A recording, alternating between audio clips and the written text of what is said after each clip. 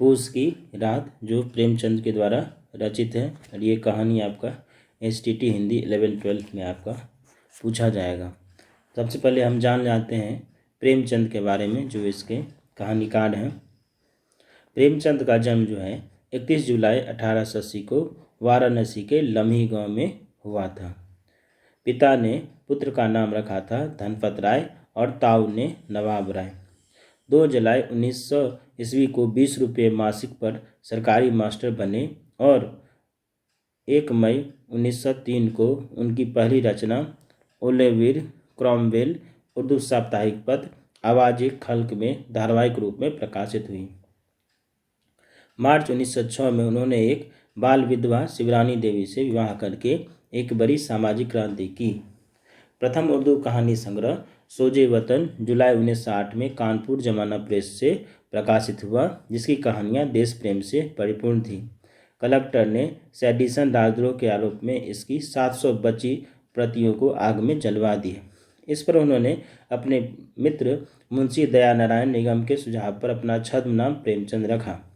प्रेमचंद नाम से उनकी पहली कहानी बड़े घर की बेटी उर्दू मासिक पत्रिका जमाना के दिसंबर 1910 के अंक में प्रकाशित हुई। उनकी पहली हिंदी कहानी साउथ हिंदी की प्रसिद्ध पत्रिका सरस्वती के दिसंबर 1915 के अंक में तथा प्रथम हिंदी कहानी संग्रह सप्तसरोज जून 1917 में प्रकाशित हुआ। बच्चन सिंह ने पंच परमेश्वर 1916 को उनकी पहली हिंदी कहानी माना है। उन्होंने कुल 15 उपन्यास, 300 से कुछ अधिक कहानियाँ जो मानसरोवर के 8 खंडों में प्रकाशित हुई, 3 नाटक, 10 अनुवाद, 7 बाल पुस्तकें तथा हजारों पृष्ठों के लेख, संपादकीय, भाषण, भूमिका, पत्र आदि की रचना की। लेकिन जो यश और प्रतिष्ठा उन्हें उपन्यास एवं कहानियों से प्राप्ति हुई, वह अन्य विधाओं से प्राप्त न हो सकी। यह स्थिति हिंदी एवं उर्दू भाषा दोनों में ही समान रूप से दिखाई देती है।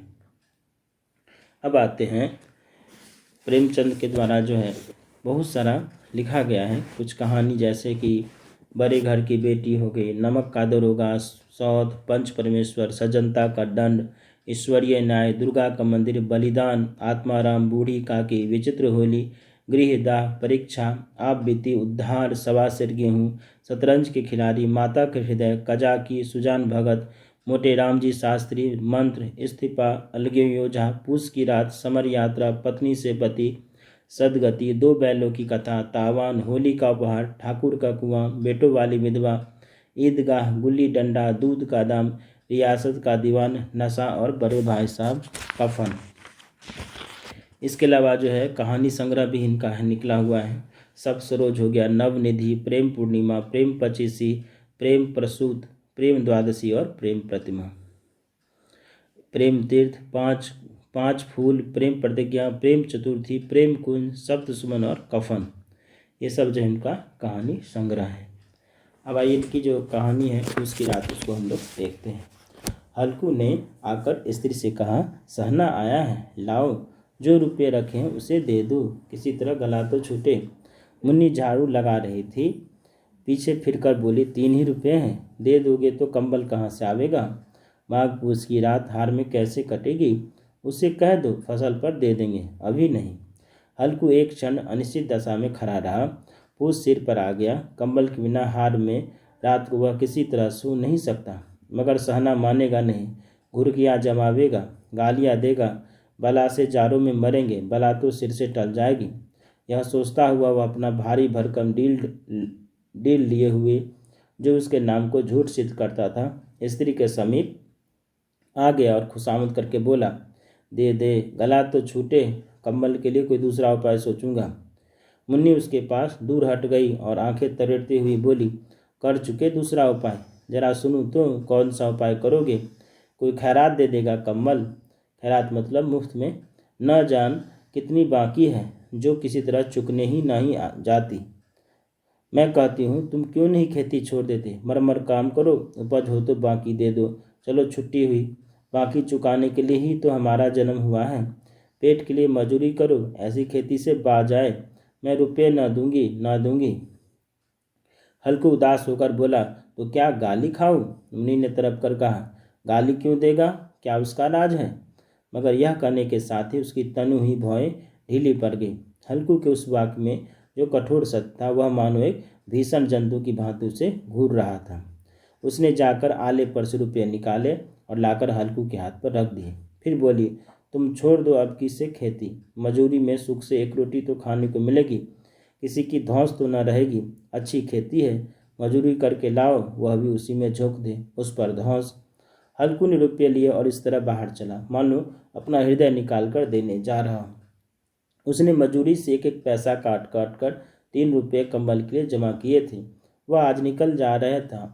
एक एक पग के साथ उसका मस्तक पानी दीनता के भार से दबा जा रहा था। दूसरा भाग। पूस की अंधेरी रात, आकाश पर तारे भी ठिठुरते हुए मालूम होते थे। हल्कू अपने खेत के किनारे ऊख के पत्तों की एक छतरी के नीचे बांस और खटाले पर अपनी पुरानी गाढ़ी की चादर ओढ़े परा कांप रहा था। काट के नीचे उसका संगी कुत्ता जबरा पेट में मुंह डाले सर्दी से कूं कूं कर रहा था। दो में से एक को भी नींद नहीं आ रही थी। हल्कू ने घुटनियों को गर्दन में चिपकाते हुए कहा, क्यों जबरा, जाड़ा लगता है? कहता तो था घर में पुआल पर लेट रहा, तो यहाँ क्यों लेने आया थे? अब खाओ ठंड, मैं क्या करूँ? जानते थे मैं यहाँ हलवा पूरी खाने आ रहा हूँ? दौड़े दौड़े आगे आगे चले आए। अब रो नानी के नाम को। जबरा ने परे परे दुम हिलाई और अपनी कूं कूं को दीर्घ बनाता हुआ कहा, कल से मत आना मेरे साथ, नहीं तो ठंडे हो जाओगे। ई रांड पछुआ ना जाने कहाँ से बर्फ लिए आ रही है। उठूं, फिर एक चलम भरूं, किसी तरह रात तो कटे। 8 चिलम तो पी चुका, यह खेती का मजा है। और एक भगवान ऐसे पड़े हैं जिनके पास जारा जाए आए तो गर्मी से घबराकर भागे। मोटे मोटे गद्दे, लिहाफ, कंबल, मजाल है जारे का गुजर हो जाए। जकदीर की खूबी, मजूरी हम करे, मजा दूसरे लूटे। हल्कू उठा, गड्ढे में से जरा सी आग निकालकर चिलम भरी। जबरा भी उठ बैठा। हल्कू ने चिलम पीते हुए कहा, पिएगा चिलम? जारा तो क्या जाता है, हाँ जरा मन बदल जाता है। जबरा ने उनके मुंह की ओर प्रेम से छलकता हुई आंखों से देखा। हल्कू, आज और जारा खा ले, कल से मैं यहाँ पुआल बिछा दूंगा, उसी में घुसकर बैठना, तब जारा न लगेगा। जबरा ने अपने पंजों उसकी घुटनियों पर रख दिए और उसके मुंह के पास अपना मुंह ले गया। हल्कू को उसकी गर्म सांस लगी। चिलम पीकर हल्कू फिर लेटा और निश्चय करके लेटा कि चाहे कुछ हो अब की सो जाऊंगा। पर एक ही क्षण में उसके हृदय में कंपन होने लगा। कभी इस करवट लेटता, कभी उस करवट पर जारा किसी पिशाच की भांति उसकी छाती को दबाया हुआ था। जब किसी तरह न रह गया, उसने जबरा को धीरे से उठाया और उसके सिर को थपथपाकर उसे अपनी गोद में सुला लिया। कुत्ते की देह से जाने कैसी दुर्गंध आ रही थी, पर वह उसे अपनी गोद में चिपटाए हुए ऐसे सुख का अनुभव कर रहा था जो इधर महीनों से उसे न मिला था। जबरा शायद यह समझ रहा था कि स्वर्ग यही है और हल्कू की पवित्र आत्मा में तो उस कुत्ते के प्रति घृणा की गंध तक न थी। अपने किसी अभिन्न मित्र या भाई को भी वह इतनी ही तत्परता से गले लगाता। वह अपनी दीनता से आहत न था जिसने आज उसे इस दशा को पहुंचा दिया। नहीं, इस अनोखी मैत्री ने जैसे उसकी आत्मा के सब द्वार खोल दिए थे और उनका एक एक अणु प्रकाश से चमक रहा था। सहसा जबरा ने किसी जानवर की आहट पाई। इस विशेष आत्मीयता ने उसमें एक नई स्फूर्ति पैदा कर रही थी जो हवा के ठंडे झोंकों को तुच्छ समझती थी। वह झपट कर उठा और छपरी से बाहर आकर भूखने लगा। हल्कू ने उसे कई बार चुमकार कर बुलाया, पर वह उसके पास न आया। हार में चारों तरफ दौड़ दौड़ कर भूखता रहा। एक क्षण के लिए भी आ भी जाता तो तुरंत ही फिर दौड़ता। कर्तव्य उसके हृदय में अरमान की भांति ही उछल रहा था। तीसरा भाग। 1 घंटा और गुजर गया। रात ने शीत को हवा से धधकाना शुरू किया। हल्कू उठ बैठा और दोनों घुटनों को छाती से मिलाकर सिर को उसमें छिपा लिया। फिर भी ठंड कम नहीं हुई। ऐसा जान पड़ता था सारा रक्त जम गया है, धमनियों में रक्त की जगह हिम बह रही है। उसने झुककर आकाश की ओर देखा। अभी कितनी रात बाकी है? सप्तर्षि अभी आकाश में आधे भी नहीं चढ़े, ऊपर आ जाएंगे तब कहीं सवेरा होगा। अभी पहर से ऊपर रात है। हल्कू की खेत से कोई एक गोली के टप्पे पर आमों का एक बाग था। पतझड़ शुरू हो गई थी। बाग में पत्तियों को ढेर लगा हुआ था। हल्कू ने सोच चलकर पत्तियों बटोरूं और उन्हें चलाकर खूब तापूं। रात को कोई मुझे पत्तियों बटोरते देखा तो समझे कोई भूत है, कौन जाने कोई जानवर ही छिपा बैठा हो, मगर अब तो बैठे नहीं रह जाता। उसने पास के अरहर के खेत में जाकर कई पौधे उखाड़ लिए और उनका एक झाड़ू बनाकर हाथ में सुलगता हुआ उपला लिए बगीचे की तरफ चला। जबरा ने उसे आते देखा, पास आया और दुम हिलाने लगा। हल्कू ने कहा, अब तो नहीं रहा जाता जबरू, चलो बगीचे में पत्तियों बटोर कर तापें, टाटे हो जाएंगे तो फिर आकर सोएंगे, अभी तो बहुत रात है। जबरा ने कूं कूं करे सहमति प्रकट की और आगे बगीचे की ओर चला। बगीचे में खूब अंधेरा छाया हुआ था और अंधकार में निर्दय पवन पत्तियों को कुचलता हुआ चला जाता था। वृक्षों से ओस की बूंदें टप टप नीचे टपक रही थी। एकाएक एक झोंका मेहंदी के फूलों की खुशबू लिए हुए हुआ। हल्कू ने कहा, कैसी अच्छी महक आई जबरू, तुम्हारी नाक में भी तो सुगंध आ रही है। जबरा को कहीं जमीन पर एक हड्डी पड़ी मिल गई थी, उसे चिचोर रहा था। हल्कू ने आग जमीन पर रख दी और पत्तियों बठारने लगा। जरा देर में पत्तियों का ढेर लग गया था। हाथ ठिठुर जाते थे, नंगे पांव गले जाते थे और वह पत्तियों का पहाड़ खड़ा कर रहा था। इसी अलाव में वह ठंड को जलाकर भस्म कर देगा। थोड़ी देर में अलावा जल उठा। उसकी लौ ऊपर वाले वृक्ष की पत्तियों को छू छू कर भागने लगी। उस अस्थिर प्रकाश में बगीचे के विशाल वृक्ष ऐसे मालूम होते थे मानो उस अथाह अंधकार को अपने सिरों पर संभाले हुए हों। अंधकार के उस अनंत सागर में यह प्रकाश एक नौका के समान हिलता मचलता हुआ जान पड़ता था। हल्कू अलाव के सामने बैठा आग ताप रहा था। एक क्षण में उसने दोहर उतारकर बगल में दबा ली, दोनों पांव फैला दिए मानो ठंड को ललकार रहा हो। तेरे जी में आए सो कर। ठंड की असीम शक्ति पर विजय पाकर वह विजय गर्व को हृदय में छिपा न सकता था। उसने जबरा से कहा, क्यों जब्बर, अब ठंड नहीं लग रही है? जब्बर ने कूं कूं करके मानो कहा, अब क्या ठंड लगती ही रहेगी? पहले से यह उपाय न सूझा? नहीं, इतनी ठंड क्यों खाते? जब्बर ने पूंछ हिलाई। अच्छा आओ, इस अलाव को कूद कर पार करें, देखे कौन निकल जाता है। अगर जल गए बचा तो मैं दवा न करूँगा। जब्बर ने उस अग्नि राशि की ओर कातर नेत्रों से देखा। मुन्नी से कल न कह देना, नहीं लड़ाई हो गिरेगी। यह कहता हुआ वह उछला और उस अलाव के ऊपर से साफ निकल गया।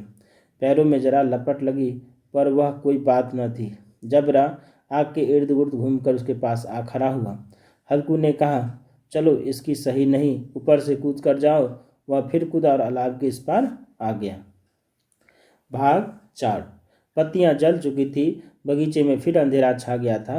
राख के नीचे कुछ कुछ आग बाकी थी, जो हवा का झोंका आ जाने पर जरा जाग उठती थी, पर एक क्षण में फिर आंखें बंद कर लेती थी।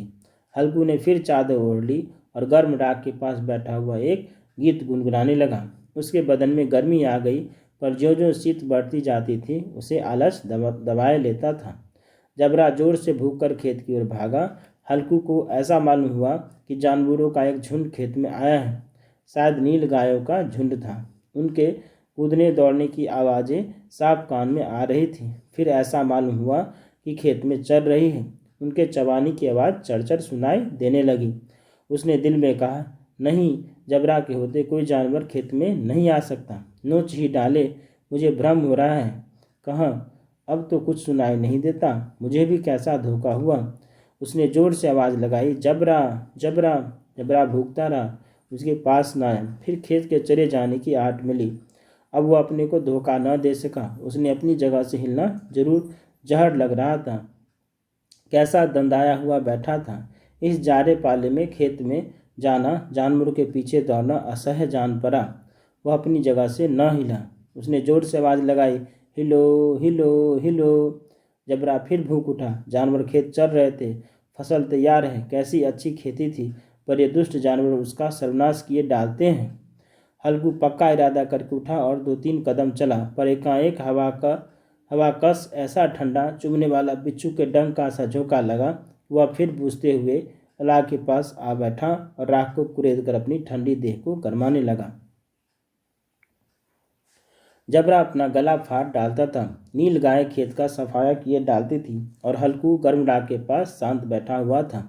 और कर्मनेता ने रस्सियों की भांति उसे चारों तरफ से जकड़ रखा था।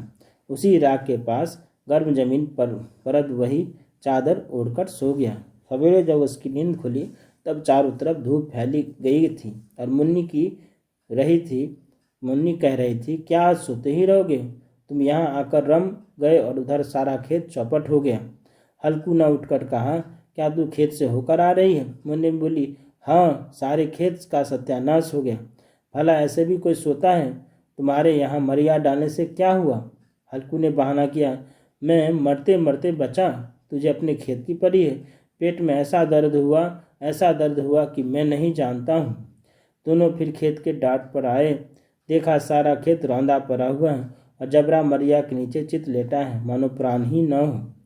दोनों खेत की दशा देख रहे थे। मुन्नी के मुख पर उदासी छाई थी, पर हल्कू प्रसन्न था। मुन्नी ने चिंतित होकर कहा, अब मजदूरी करके मालगुजारी भरनी पड़ेगी। हल्कू ने प्रसन्न मुख से कहा, रात को ठंड में यहाँ सोना तो ना पड़ेगा। इसी तरह की वीडियो देखने के लिए हमारे चैनल को सब्सक्राइब करें। धन्यवाद।